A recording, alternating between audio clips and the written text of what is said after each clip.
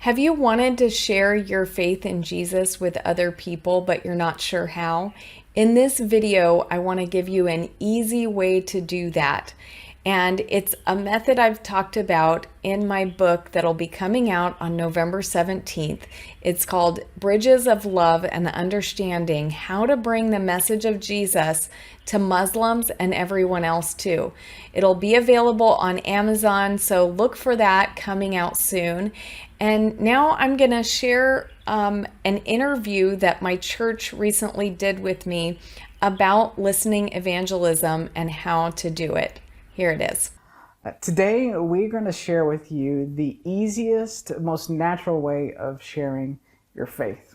Many of us as Christians, we're actually scared to do it. Maybe we've had some awkward conversations in the past, or maybe we've even offended people. Well, today, we're going to share with you that if you can listen, that you can share the gospel with others. We're speaking with Rebecca. Rebecca, a few months ago, you shared with me an early release copy of a book that you've been writing. It's a book that speaks specifically about listening to evangelize. Mm-hmm. And I thought it was so helpful that I wanted to share it with others. And so I've asked you to come here today and share a little bit about that book. But before we do that, can you give us a little bit about yourself? Yes, well, I grew up in a Christian family and I walked away from the Lord for a little while, but I really started following Jesus seriously at the age of 23. And from that time, I loved sharing my faith. I love telling other people about Jesus. So I've always been passionate about that. But just being passionate about something doesn't mean you're going to be good at it. And there's been lots of times, especially at the beginning, when I offended people, when I created just the most awkward situations and I just totally messed up and I had a lot of failures, but I've also had a lot of success, and I've seen a lot of people come to know Jesus over the years. So what I'm sharing in this book is what I've found to be the easiest way to share the message of Jesus with anyone. And it's really about listening. It starts with listening rather than telling. And a lot of ways of sharing the gospel really focus on how you tell the message. But this is really an easy way, because if you can ask a question and listen to someone's answer, you can do this. Anyone can do this. So really what it is just asking people questions about what they believe and about their perspectives on life, and then listening carefully to what they say and not necessarily telling them anything at all. And really, I got this principle and developed this method when I took a coaching class. Life coaching has become a really popular movement now, and a lot of people have life coaches. Well, I went through a class to become a life coach, and what we learned is that really you're trying to draw the answers out of someone else to help them realize what their goals are. And so really it's about getting the client to give you the answer rather than giving them advice. And so I decided to start applying that to evangelism, and I decided, okay, I'm not going to tell this person anything about God. I'm going to ask them questions and see what they know. And so I found that people love to answer questions about their worldview, about their perspective, and about deeper questions in life. So really it's just a matter of asking those questions and listening to the answer. Oh, that's really interesting. I know, being a pastor, I think sometimes I call myself a professional question asker, because there's always something behind the thing that they're doing. So this is very interesting to me. So what are some sample questions that you could give us? Yeah, well, it really depends on the environment that I'm in. If I'm in a cultural environment where the majority of people believe in a creator God, then I ask direct questions about God. I ask people, well, what do you love about God? Do you think God loves us? Why do you think so? Well, if God loves us, then why do bad things happen in the world? what do you think will happen after we die? You know, if you think there's going to be a judgment, then what do you think, how do you think you're doing? You know, how are you going to respond to God on Judgment Day? And what does God think about you? And I've found that those questions, for someone who already has a basis of belief in a creator, they love to answer those questions. And then maybe if I'm in a more secular environment, or an environment where people's beliefs can be all over the spectrum and you don't know if they're going to be offended with a question about God, then I would ask just questions about their life experience. Like, what are you most passionate about in life? What have you learned about life from your experience as a parent, or from your experience in a certain job?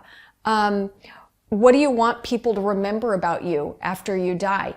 And I've found that people love to answer these questions, and they appreciate, answering questions that maybe have a little bit deeper of a meaning than the questions they've answered 1,000 times. We've all answered 1,000 times where we're from, what did we study, all the questions that people typically ask.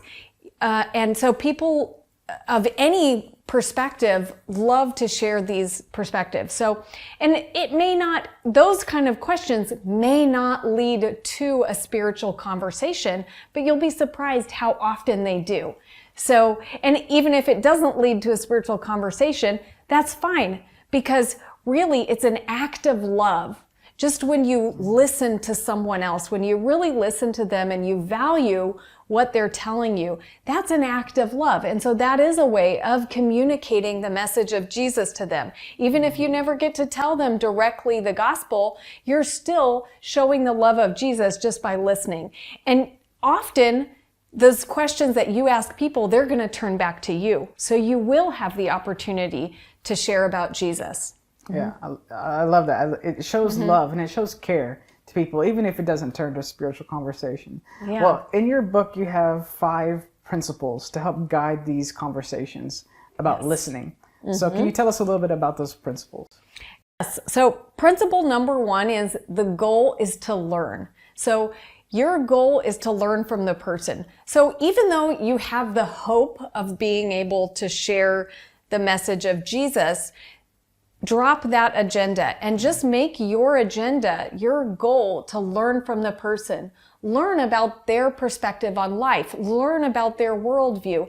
And just keep that your simple goal. The goal to learn. That's great. That's number 1. What's number 2? Number 2 is don't correct people.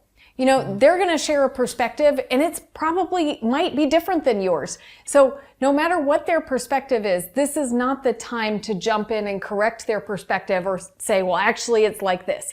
No, you're asking questions to learn their perspective. And so this is not the time to share your perspective at all. I think that's good advice just at life in general. Tell us about the third one. So the third one is ask permission before you give your perspective. Now, you're listening and your goal is to listen, but a lot of times in the conversation, it's going to come to a point where you're like, wow, this would be the perfect opportunity to share with them about Jesus. Just to give some examples, sometimes people will be like, you know what? I think I'm really in trouble. Like, I am a sinner heading toward judgment. And so a lot of times people will get in this situation where you're thinking, wow, like they need to know about Jesus right now. Or it could be a perspective about something else.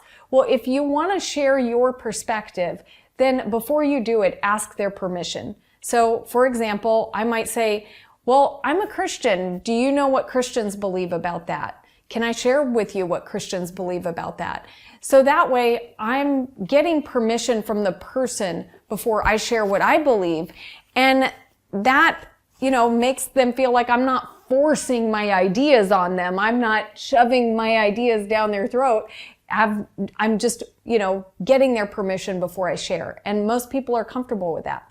Yeah, because you've showed care and you've showed love to them by listening before that. Yes. Yeah, really helpful. So one is the goal is to learn. The second is don't correct people. The third is ask permission to give your perspective. And the fourth says do not argue. Tell us about that. Yes. So don't ever argue with someone. If someone asks your perspective, and that often happens, they'll ask you a question in return, and you'll say your perspective, and then they'll argue with it. Don't take up the argument. Don't get into arguing with them. Because, when we're arguing with someone, what we're trying to do is we're trying to bring them to our perspective. We're trying to persuade them. But what we're actually doing is reinforcing their beliefs. Think about the last time you argued with someone. When you walked away from the argument, were you thinking about what the other person said, or were you thinking about what you said? Were you thinking, man, I said this and this and this, and that was good. Or, oh, I should have said this. I messed that up. I should have said this. So most of us are walking away from an argument thinking about what we said and did, not about what the other person said. So you're just reinforcing other people's beliefs. They're more likely, when you argue with them, to just dig in their heels about their own beliefs rather than actually listening to your perspective. Yeah, that's so true in life. The fifth and final one says, ask hard questions. So what are some of these hard questions that we should ask? Yeah, well, it's about just not being afraid to ask people questions that you don't have the answer to. It makes the conversation more interesting when you're actually asking questions that are difficult, that really make people think. And so it makes the conversation more interesting. And even if you don't have the answer to the question, that's okay. It's, I ask questions like I'm right now in the world situation. I might ask somebody, what do you think about coronavirus? Where is God in coronavirus? God is all powerful, and we've been praying to him to stop coronavirus. So what's going on with that? Where do you think God is in all of this?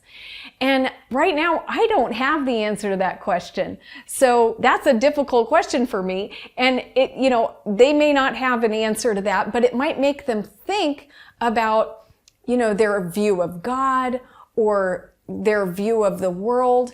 And so even if they can't come up with an answer, it causes them to think. And they may turn the question back on you. And it's okay for you to say, well, I don't know. And so it's always okay for you to not know something. That's not going to hurt the conversation at all. So really, overall, it's about listening to the other person. Don't jump in right away with your perspective. Always be ready to ask another question, and if you do feel like you want to share your perspective at some point in the conversation, then do ask permission before you do it. Yeah, those are really helpful principles. Well, at some point in that conversation, they more than likely, like you said, they are going to ask you some questions back. So do you have some principles to help us when it's our turn to speak? What are some principles that you have for us there? Yes, and a lot of people, for them, this is the hard part. This is the part that they're nervous about, because a lot of people feel like they have to have, a perfect explanation about Jesus and know everything from the beginning to the end of the Bible, or, the plan of salvation. And really, that's not true at all.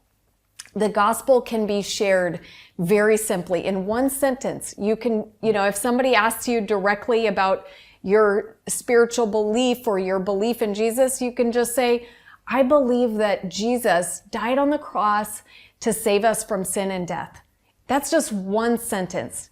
And in that sentence, you are expressing the heart of the gospel. And if they have questions about it, then they can ask you questions and you can share naturally. So one principle of, when it's your turn to talk is share the gospel in a simple way. You don't have to have a perfect message. You don't have to have it all planned out. You can share it very simply and very quickly. The second principle I would say is when it's your turn to talk, be yourself, be honest, and be brief. Because remember that this conversation is really about the other person and how they feel. So be yourself, but keep it brief.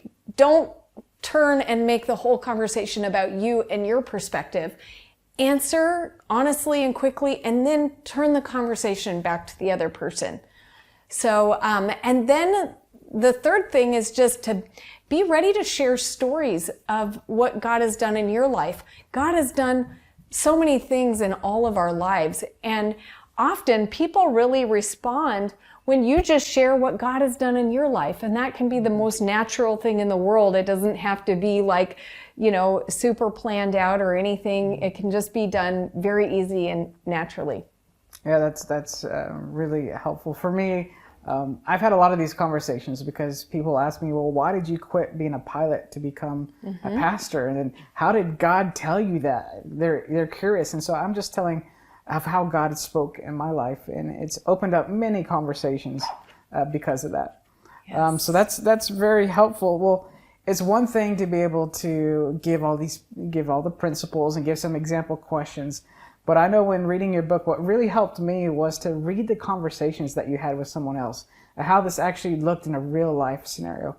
I hope that interview was helpful and that it inspired you with an easy way that you can share the gospel with your friends and with people you meet. And if you liked what was in the interview, then you can get this Listening Evangelism quick guide that I've created with more tips and guidance for how to do listening evangelism. And it's totally free on my website. Just go to breadoflifechannel.net.